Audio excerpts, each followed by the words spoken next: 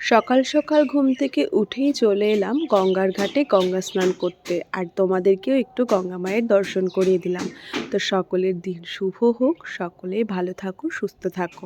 তো আজকে আমরা যাব বড় মার কাছে, তাই ভাবলাম গঙ্গার কাছেই আছি যখন একটু গঙ্গা স্নানটা করেই এখান থেকে যাব। তো গঙ্গা স্নান করে রেডি হয়ে আমরা বেরোবো, সেটা তো তোমরা দেখতেই পারবে। তার আগে এই গঙ্গার এত সুন্দর প্রকৃতি আমার তো বেশ ভালোই লাগছিল। খুব সকাল, জলটা ঠান্ডা, তবুও যেন বেশ দেখে মনটা জুড়িয়ে গেল সকালবেলার এই পরিবেশটা। তো গঙ্গা স্নান সেরেই চলে এসেছি দিদি বাড়িতে, আর এখান থেকেই আমরা তিনজনে বেরিয়ে পড়লাম। তো এখান থেকে আমরা গাড়িতেই যাচ্ছি নৈহাটি বড়মার কাছে।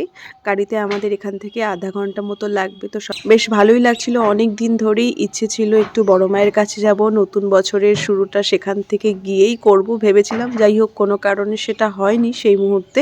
তো আজ একদম মনের ইচ্ছা পূরণ করতে চলেই যাচ্ছি বড় মার কাছে। তো তোমরাও দেখতে পারবে।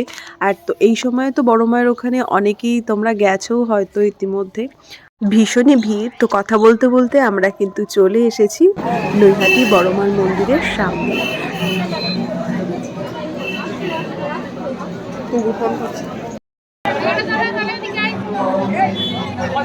দেখো কতটা লাইন পড়েছে এখানে, অনেকটাই লাইন। আর যেতে গেলে কিন্তু খুব সকালেই যেতে হবে। আর এখানেই অনেক দোকান পেয়ে যাবে যেখানে পুজো দেওয়ার জন্য যে ডালিগুলো থাকে সেগুলো তারা সাজিয়ে দেবে। তো আমরাও তিনজনে তিনটে ডালি নিয়ে নিয়েছিলাম এখান থেকেই সাজিয়ে।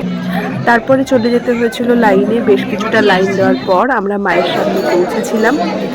তো খুবই ভালো লেগেছিল, এতদিনের মনের ইচ্ছে পূরণ হয়েছে জেনে। তো আমরা লাইন ধরেই এগিয়ে যাচ্ছি বেশ কিছুটা, তারপরেই কিন্তু আমরা মাকে সামনে থেকে দেখতে পারবো। এতদিনের ইচ্ছে মাকে দেখার, সেটাও একদমই পূর্ণ করতে পারবো। আর যারা তোমরা গেছো মাকে দেখেছো তারা তো দেখেইছো, আর যারা দেখোনি তারা কিন্তু এই ভিডিওটাতে খুব ভালো করেই দেখতে পারবে। তো চলো।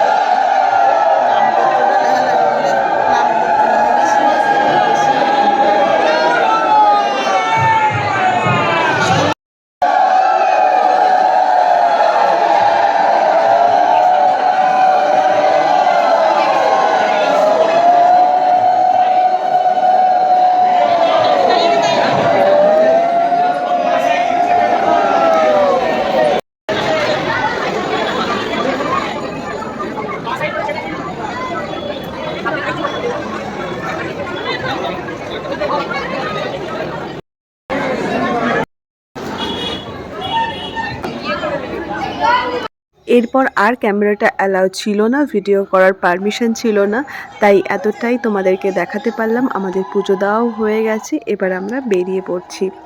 আর যেখান থেকে আমরা ডালাগুলো নিয়েছিলাম সেখানে ডালাগুলো দিয়ে দিলে তারা সুন্দরভাবে প্রসাদটা সমেত সমস্তটাই প্যাকিং করে দেবে। আর এখানে যার যার মনস্কামনা জানিয়ে সবাই এখানে ঢালা বাঁধছিল। তো আমাদের পুগো তার নিজের ইচ্ছে মাকে জানিয়ে দিল, আর তারপরে সবাই মিলে একটু ফটো তুলে সেখান থেকে বেরিয়ে পড়েছিলাম। আর বেরোনোর রাস্তায় আমরা দেখেছিলাম যে বড় মায়ের সিঁদুর সবার কপালে পরিয়ে দিচ্ছে, আর বড় মা লেখা। তো আমরাও সবাই পরে নিয়েছিলাম।